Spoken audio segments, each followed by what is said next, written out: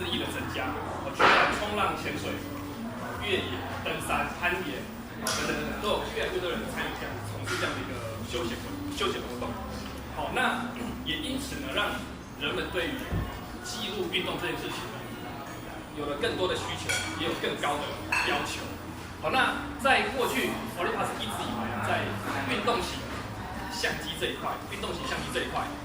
其实早已琢磨得很深。那举例来说，就是我们今天的重点 TG870以及它的老大哥 TG4，其实这个已经是在潜水界啊，在一些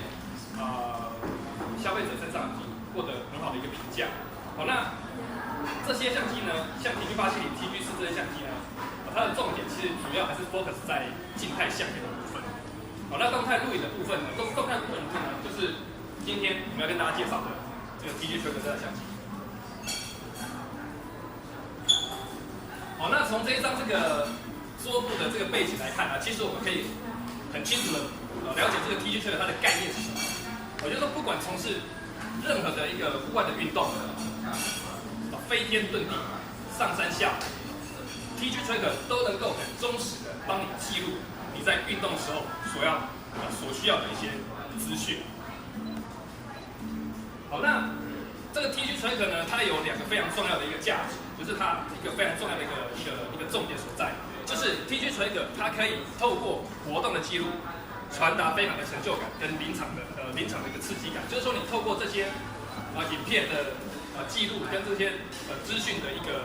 个上传，你可以得到很多不一样的一个体验。好，那再来就是说，它有高阶影像品质的一个输出。那我们看到为什么它可以做到这样子呢？因为这个 TG Tracker 它本身它有机身里面有很多的感应器的一个模组。那再来呢，它本身机身部分有很多很强悍的性能。那再来就是最新的这个 APP 软体 OI Tracker 2.0。那这个等一下我会跟大家稍微做个介绍。那再来这个高阶影像品质的部分，为什么呢？因为它搭载了一个超广角的镜头，以及它的录影的部分是 4K 的一个影像品质，4K。好，那我们来看一下这个 TG Tracker 的主要功能。第一个，我们看到感应器即时记录系统这个部分。大家看一下这个 TG Tracker，它小小一台，但是它的机身里面，它有很多的感应器在里面，像是在这个基点的部分，它有一个 GPS 的一个感应器在上面。那机身的部分有一个电子式罗盘，跟这个加速感应器在这边。那底部呢有一个压力的感应器，温度。好，所以说当你在从事运动的时候，你的影像都会记录你的方位、你的速度、你的压力、温度，跟你的那个地理位置跟路径。好，那除此之外还有什么重点呢？有一个很重要的部分就是，在我们 TG Tracker 发表的同时，Olympus 它也同时公布了一个全新的 APP 软体，叫做 OI Tracker 2.0。好，那这一套 APP 有什么用途呢？就是说，今天我把这个 Tracker 的资料上传到你的手机的同时，它会把这些资讯一样传到你的手机上，让你一边看影片，让你知道你的所在位置跟一些你的资讯。好，假设我今天在攀岩的话，它会告诉你；假设我今天在骑脚踏车的时候，它会告诉你的路径。你的路径，好，那如果你在潜水的时候，它会告诉你的深度，好，这些就是会做一些影像跟那个资料的一个同步的一个显示这样子。好，那在这个 TG Tracker 的这个机身上面呢，其实跟TG4有一个很大的一个差别，就是以前在这个 TG4的部分 log 它的这个记录这个资讯的部分呢，它可能要从选单里面去选，但是 TG Tracker 它直接把这个 log 的部分做在机身上面，有一个快捷的功能。好，也就是说，你今天在关机的状态下，你今天在关机的状态底下，你可以把这个拨杆直接拨到 log 的这个模式下，它在关机的情况下，它一样会进行路径的一个记录，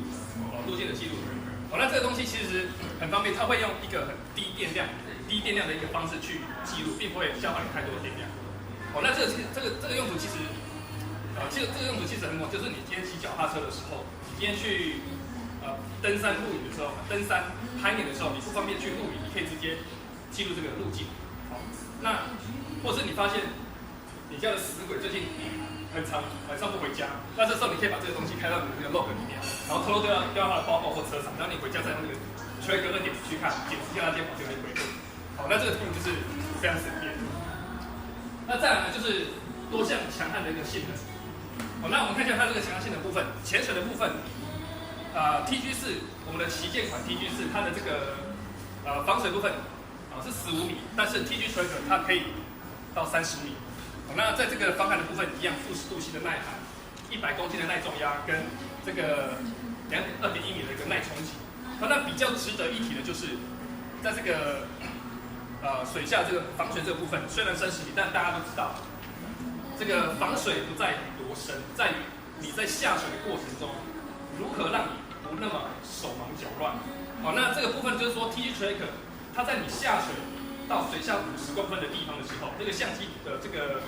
感应器它会自动侦测说，哦，你已经在水下面了，所以它会自动切换到水底模式。所以你不用再去额外做一些设定。那再来呢，就是说我们会知道有一些他厂的这个运动型摄影机，它在使用的过程中必须要有一个壳，需要一个壳，塑胶壳，好，就是我们耳熟能详的X Pro 等之类的。它必须要有个那个亚克力壳在外面，但是其实大家知道吗？其实在录影的时候有一个壳罩在外面，有一个壳罩在外面，它有可能它录影的时候，声音没有办法录得那么的清晰。好，但是 TG Tracker 它可以下潜到30米，完全不需要 housing。好，那所以说你今天你去拍摄海豚，你要拍摄录制海豚的那个对话的时候，其实可以录到非常优质的一个音质。好，那再来就是我们要看到就是一个超广角镜头的部分。其实我觉得这个是我们这一台 TG Tracker 非常强大的一个重点。好，那超广角镜头的部分，我们可以看到，它是一个204度的一个视野，是一个属于超广角的一个镜头。好，那这个超广角镜头就是说，让你今天遇到比较宽大的一个场景的时候，可以让你很完整的记录这样的一个环境。让你在另外呢，让你在事后要去观看这些照片、这些影片的时候，让你更加的有临场感。这是超广角的部分。好，那我们也可以看一下其他竞争厂牌他们的这个广角的部分。像我们刚才讲到的这个 GoPro Hero 4，它的广角的部分是170度。那Sony的部分一样170度，但是我们 Olympus 最新产品 TG Tracker 它是204度，太厉害了。那再来看一下那个影像品质的部分。影像品质的部分，因为 TG Tracker 它本身它的这个动态录影的部分，它是4K 的影像比，所以它必须要有很强的一个硬体去支援它。那这台 TG Tracker 它本身采用的是Olympus 最新的 TruePic 第7代的影像处理引擎，以及高速的被照式感光元件，就可以让我们在执行 4K 录影的时候，达到最纯净、最快速的处理的一个最佳影像品质。那讲到这里呢，我想大家应该都很想知道，就是说这个 TG Tracker 它的电池一个续航力的表现是怎么样？好了，我们可以看到 Hero 4它在 Full HD 60P 的时候80分钟，那 TG Tracker 95分钟。好，那我今天切换到4K 模式的时候 ，Hero 4 65分钟，但是在 TG Tracker 的部分90分钟。好，所以在续航力的部分，其实 TG Tracker 它有一个非常大的一个进步，比起其他厂牌来讲，它可以拍得更紧，用得更紧。好，那除此之外呢，就是说我们今天这个 TG Tracker 它本身就是一个摄影机，所以我们今天在陆地上使用的时候，我们可以为了让它在拍摄可以拍摄更长的时间。今天你可以在充电的过程中，它还可以继续的执行录影的动作。好，今天在录影的时候，你可以插这个电线，一边充电一边来再做一个录制。好，那再也是一个非常重要的部分，就是 TG Tracker 它本身内建的5轴的一个防手震。那其实这个部分其实非常重要，像是我们从事户外的运动摄影，譬如说我们骑单车，我们今天越野，我们今天去潜水也好，我们都是在动的一个状态。那如果说你的这个相机没有很强的，没有支援很强的一个防手震的一个机制的话，其实你拍出来的照片摇摇晃晃的。我们来看一个例子。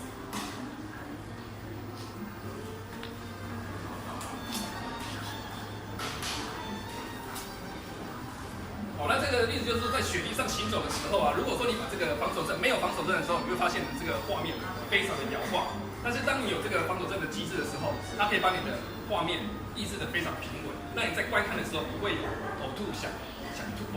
头晕的这个情况发生。这个是5轴方轴针，也是 TG Tracker 非常重要的一个地方。那再来呢，就是 TG Tracker 它在这个机体这个部分有内建的一个补光灯，所以说当我们在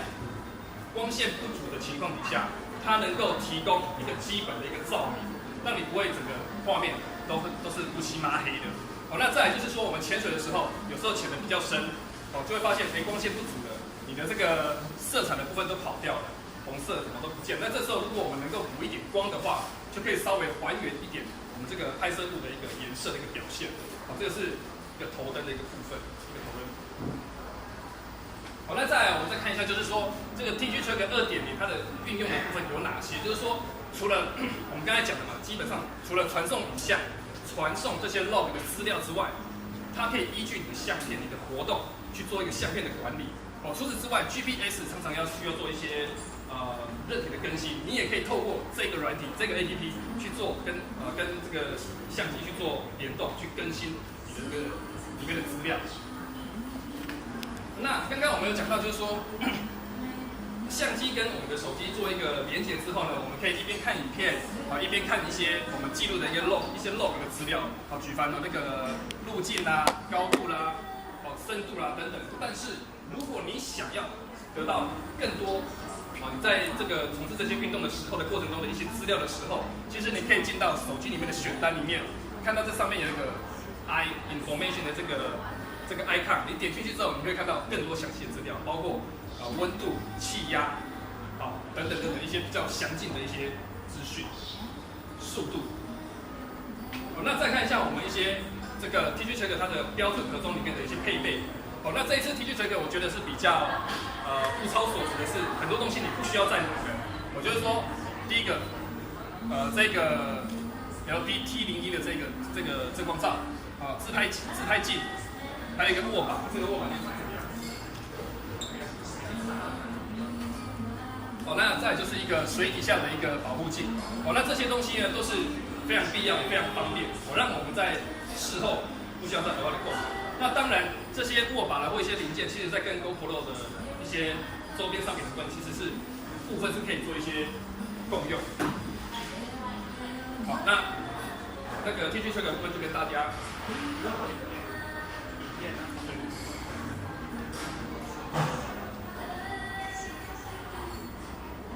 那刚刚就是跟大家介绍的这些主要的功能之外呢，那跟大家看一下，看一段影片，让大家知道这些东西是怎么样的去做运用。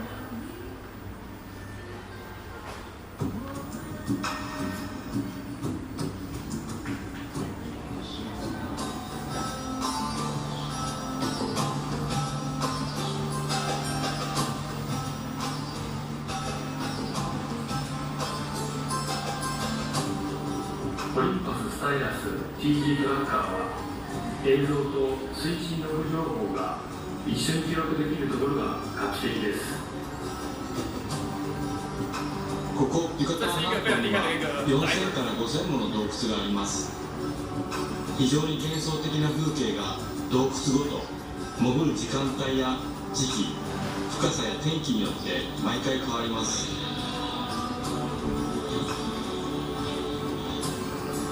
セノーテは驚くほど水の透明度が高いので、こうして水中から水上風景を撮ると浅いところから撮っているように感じますが、水深ログを一緒に見るとこれが水深7メーターあたりの意外に深いところから撮っていることが分かり楽しいです。光のカーテンの色や周りの明るさの違い、岩の雰囲気がだんだん変わってきますが、このように水深ログと同時に見ることで状況の変化がつかみやすいですね。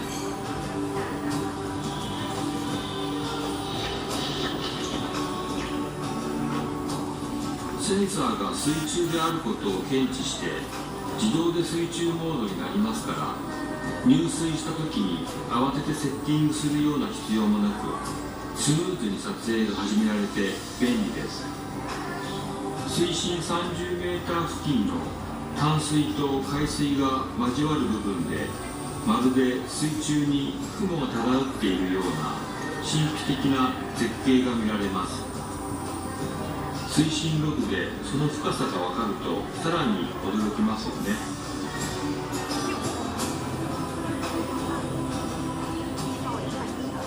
ロスオポスは狭い洞窟から突然鍾乳石の広大な空間に広がる感じがドラマチックなんですが、スタイラス TG トラッカーの超広角レンズはその臨場感を撮るのに最適です。光の届かないこの深さの洞窟にもいろいろな生き物がいるんですね。スタイラス TG トラッカーにはヘッドライトがついているので、そんなちょっとした出会いも撮れて楽しいです。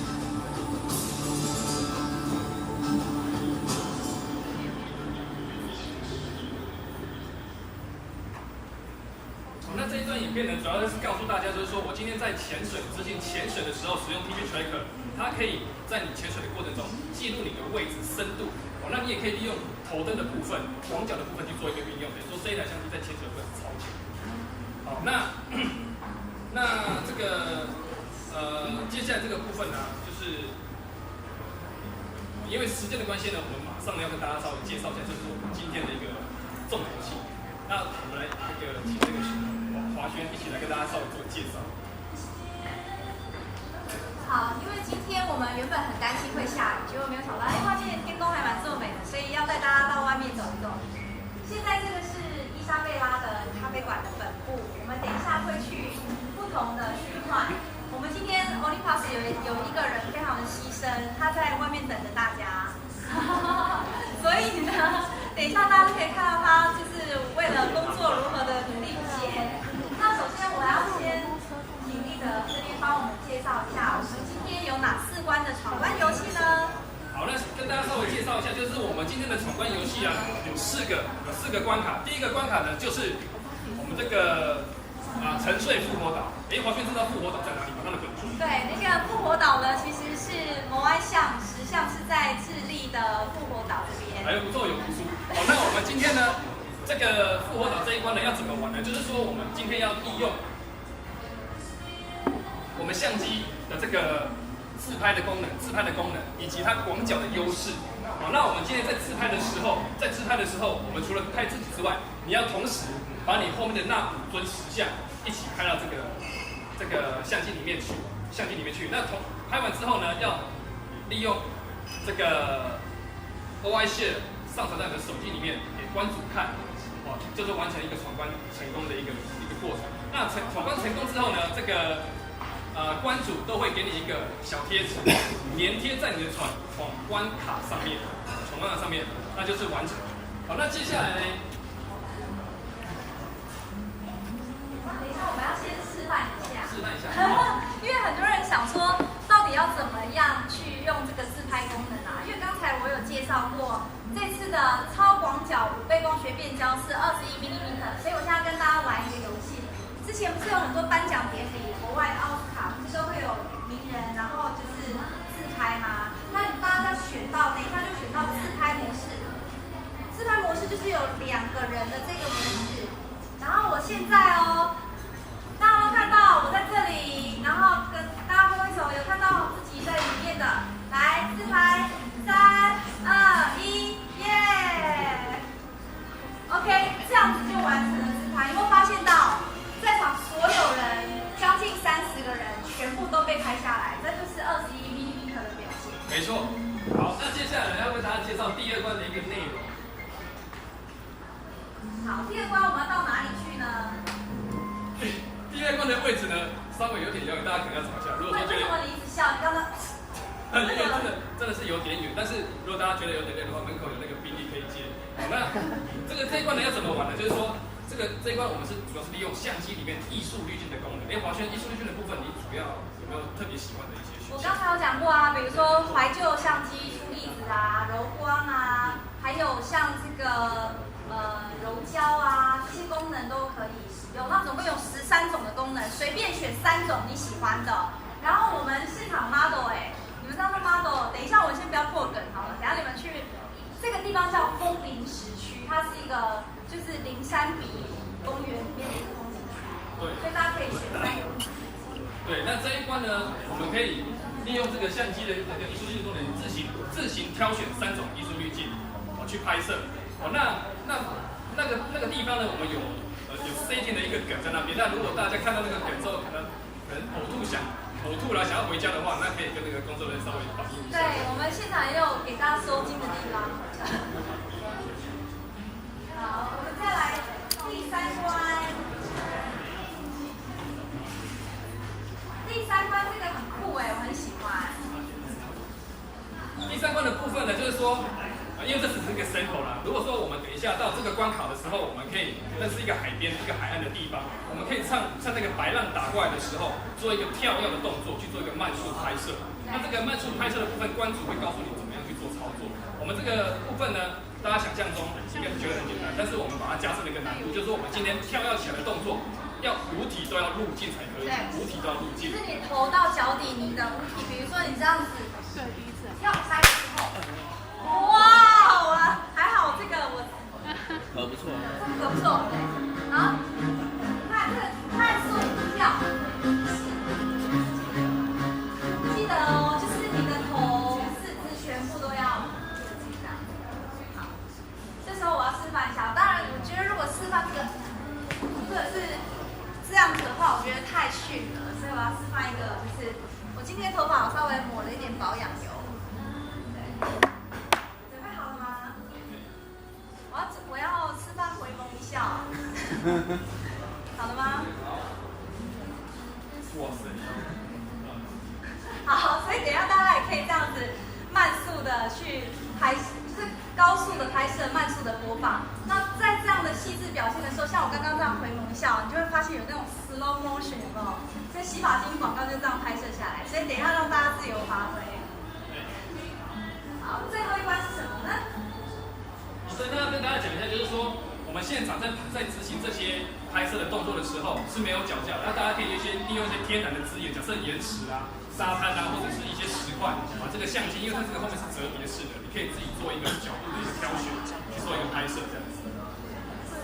刚才的180度的翻转荧幕呢，就是大家最好的脚架，大家可以把它稍微立起来，这样子就算没有人帮你扶着，你的相机拍摄的时候也是可以稳稳的。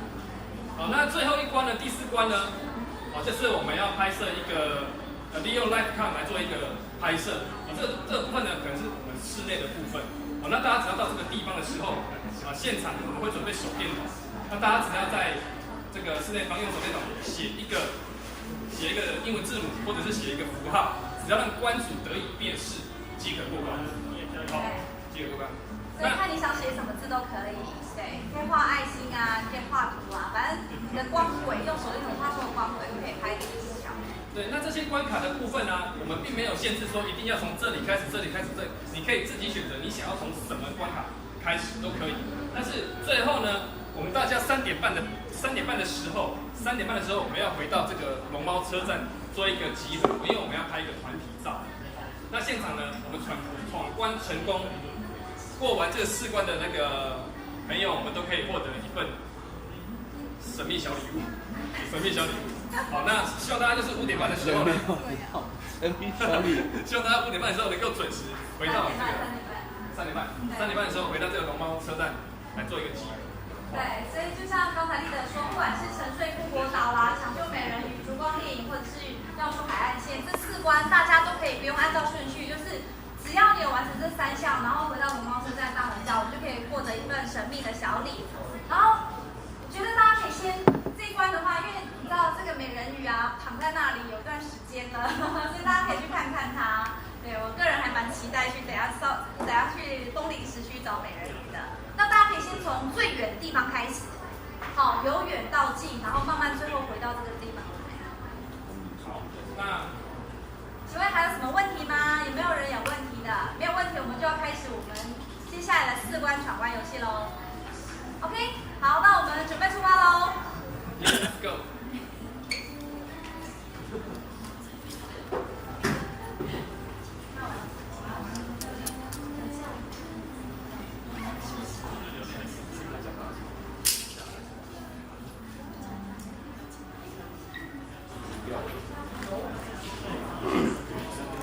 换掉。